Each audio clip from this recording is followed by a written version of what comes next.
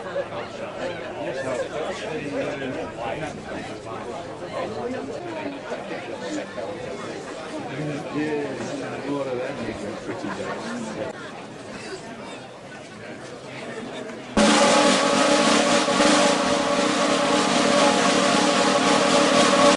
naming of this lifeboat continues a proud tradition of life-saving in Bude.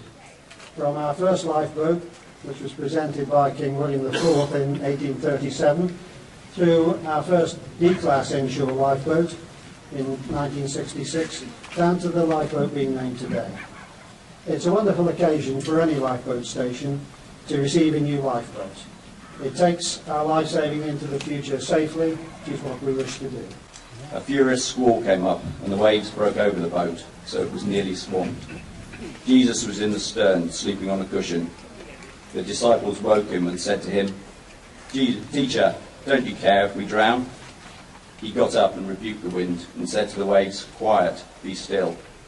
Then the wind died down and it was completely calm.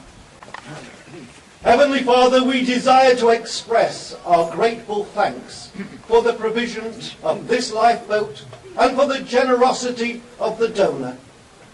We give thanks, too, for the skills and dedication of those involved in her design and building, and those who have the responsibility of maintaining her throughout her circumstances. I name this lifeboat George Bird. May God bless her and all those who serve on her.